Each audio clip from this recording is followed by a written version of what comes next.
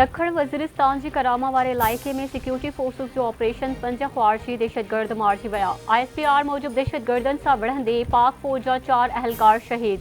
शहादत माणींदड़नि में नायब सूबेदार ताइब शाह, लॉन्स नाइक गुलाब ज़मान, लॉन्स नाइक मुज़म्मिल महमूद ऐं लॉन्स नाइक हबीबुल्ला शामिल। पाक फ़ौज जे तर्जुमान जो चवणु आहे त इलाइक़े में ख़्वारिजी दहशतगर्दनि जे ख़ात्मे लाइ क्लियर ऑपरेशन जारी आहे।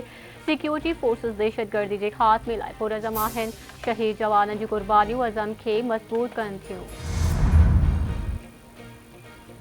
सुप्रीम कोर्ट में 97 अरब जा 3496 मालियाती केस रोलड़े जो शिकार हुजण जो इंकशाफ।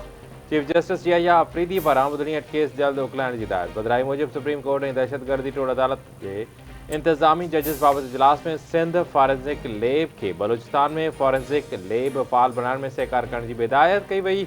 इजलास दौरान दहशतगर्दी टोड़ अदालत जी कारकर्दगी ऐं पेश ईंदड़ मसइलनि जो बि जाइज़ो वरितो वियो। सुप्रीम कोर्ट जे जजिस जी पघारुनि ऐं घरनि जी मसवाड़ समेत ॿियनि मराइतुनि में वाध। हाउस रेट 68,000 मां वधाए 3.5 लख ऐं जुडिशियल अलाउंस 3,42,000 मां वधाए 10,90,000 रुपया कयो वियो। वक़्ती सदर जी मंज़ूरी खां पोइ कानून ऐं इंसाफ़ वारी वज़ारत नोटिफिकेशन जारी करे छॾियो। Chief justice Yahya Afridi judicial commission जो इजलास सुभाणे तलब करे वरितो। चीफ जस्टिस याया अफरीदी जी सदारत हेठि रथियल इजलास में सिंध हाई कोर्ट जे आइनी बेंचुनि जे लाइ जजिस जी नामज़दगी ते गौर कयो वेंदो। ज़रीर मूजिब जुडिशियल कमीशन जे इजलास में सिंध जो क़ानूनवार वज़ीर ज़ियाउल हसन अंजार बि शिरकत कंदो ऐं सिंध बार काउंसिल जे मेंबरनि खे बि दावत ॾिनी वई। पाकिस्तान जा अमेरिका सां पुराणा लाॻापा आहिनि। ॿिन्ही मुल्कनि जा लाॻापा अंदरूनी मामलनि में अदम मुदाख़लत ते ॿधल आहिनि। वज़ीर आज़म शहबाज शरीफ़ 11 नवंबर ते रियाद समिट में शिरकत लाइ सऊदी अरब वेंदो।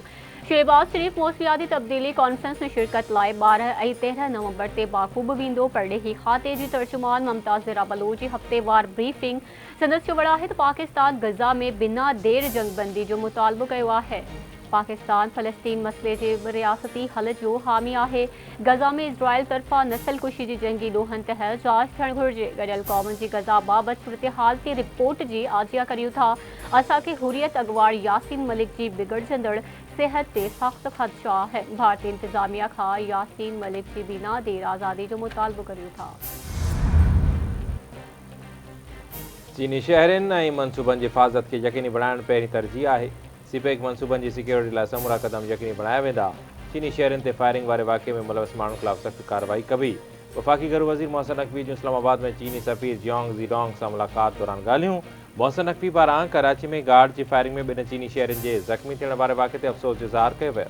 घरू वज़ीर पारां वाक़े जी तफ़सीलनि ऐं जाच में अॻुवाई बाबति चीनी सफ़ीर खे आगाही बि ॾिनी वई।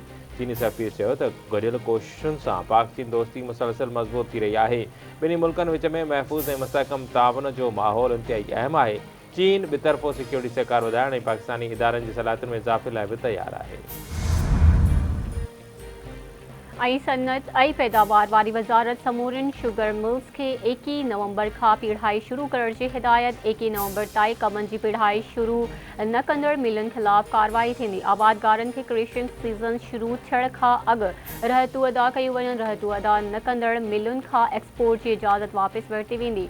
वफ़ाक़ी वज़ीर राणा तनवीर जी सदारत हेठि थियल शुगर एडवाइज़री बोर्ड जे इजलास जी पधिराई। वफ़ाक़ी वज़ीर राणा तनवीर जो चवणु आहे त PSM में वधीक खंड ॿाहिरि मोकिलण जी इजाज़त घुरी आहे। जेसीं ताईं एक्सपोर्ट जी कोटा मुकमल न थींदी वधीक इजाज़त न ॾिबी।